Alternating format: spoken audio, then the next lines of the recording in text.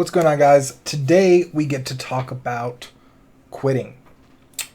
Quitting is one of those things that's looked down upon in our society. It is shamed, and we talk about how quitters never win and all that stuff. We have all these sayings and cute little slogans and the bottom of Snapple caps and all this stuff. And we look down on quitters. But I think what a lot of people don't realize is that all of the winners that we see in society, in life, in game development, in companies, they're quitters too. But these people strategically knew when to quit, what to quit, and when to start on something new and move on from their projects. And it's a hard question, right? Like, when do you quit? How do you know when to quit? How do you know if you should quit? If you're years into a project and you haven't got anything done, should you quit?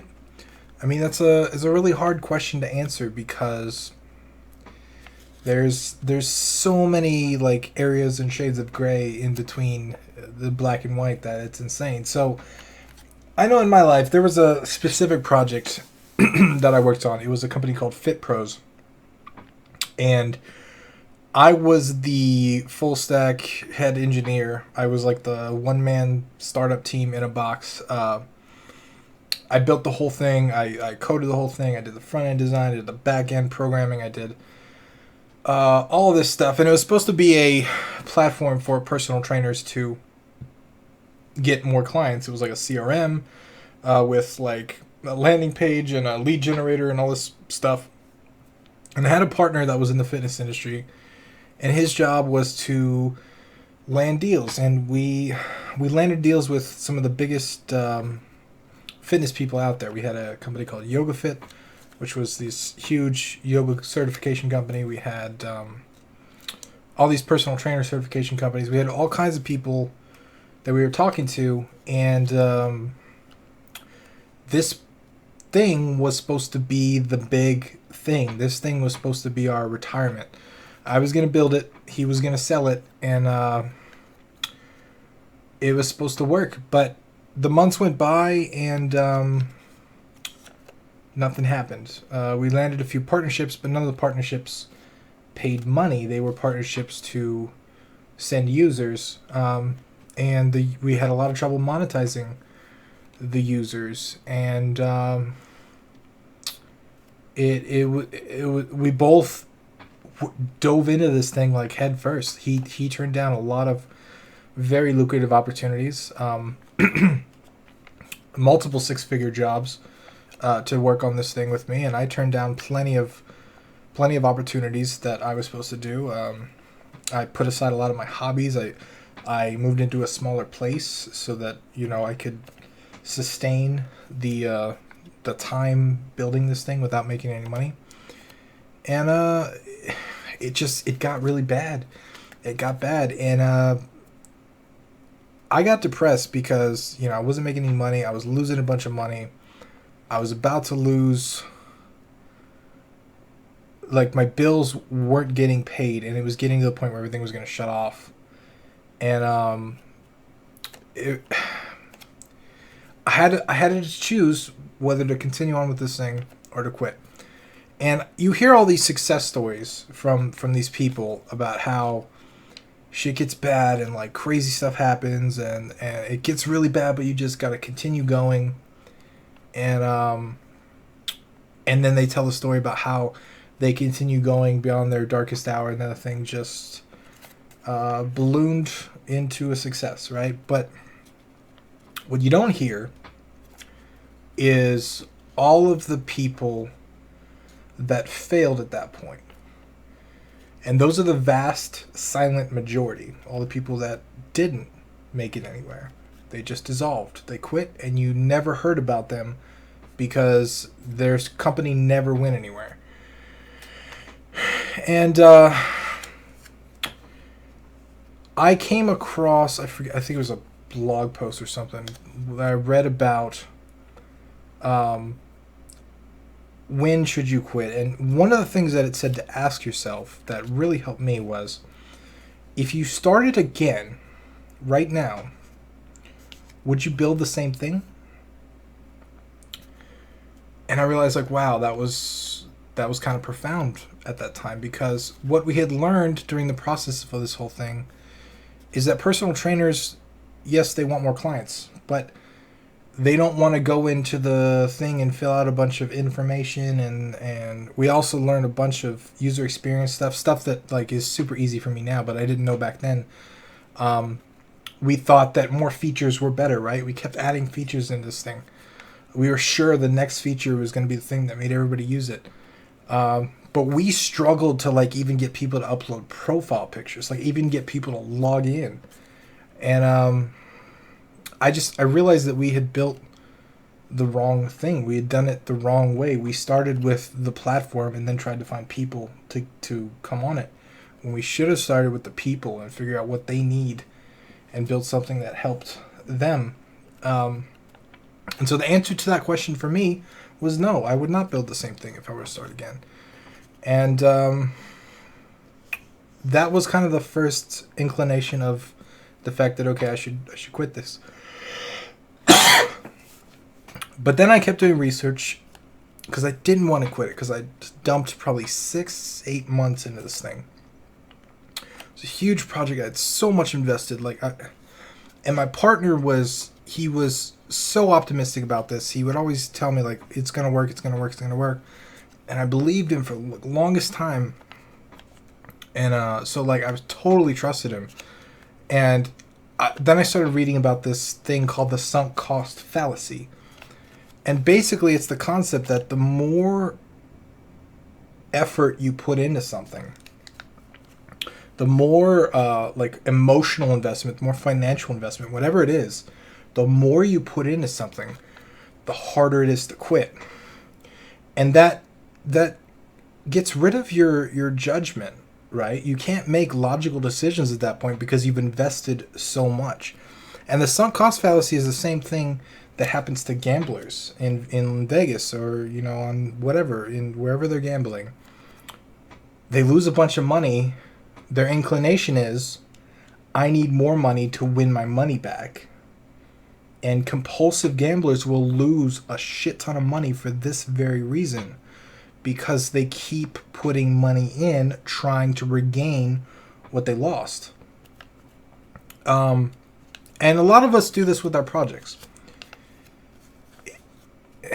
Now, I don't want this to come off as a cynical thing, because normally I say, you know, just push through it, just do it, just be confident, be consistent, keep at it, you'll get it.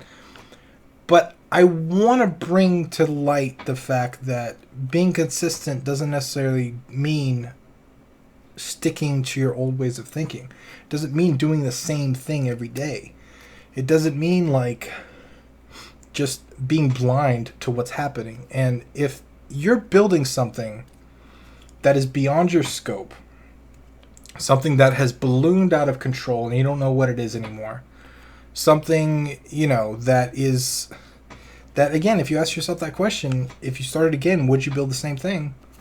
And the answer to that is no. Maybe it's time to quit. And just be aware that this is really important for me, because this has happened not just in projects, but also in features and things that I've added to my game. But just because you worked hard on it doesn't mean that people are going to like it. It doesn't mean that it belongs in the game. It doesn't mean that this is even something that you should finish. And, you know, sometimes you do have to quit in order to move forward, in order to actually finish the right thing, to build the right thing, to get the right thing out there. And I've noticed this a lot in my life. A lot of the projects that I build that have spanned multiple years, even if I don't work on them those years, if I don't work on them all the time, I started them last year and then they span into this year, and they start to get this big emotional imprint, and it starts to be harder and harder to finish these things because they balloon into these big things that they should never be. And I realize, like, for me, Phallophobia, my game, is one of those. that game, I probably have 3 to 6 months of development in it, but I started that game 4 years ago, man. 3 years ago, 4 years ago. My book is another one. I wrote the original Game Maker's Manifesto in 2013, and I just feel like I'm getting a handle on it now. And it's like these projects can become these big, massive things. And I realized that at that point, you either have to choose to finish the version that you can and push it out the door, or you have to quit and move on to other things. And for me especially, I've chosen to do a little bit of both. There are some projects in my life that I've just had to choose to quit. And it has not been easy, man. It's not easy. It's some of the stuff that I have to quit are just stuff that, like I said, if I would start over, I would not build the same thing. And I don't think, as much as I have invested in these projects, as much as I worked on them, I just don't think that they're going to work.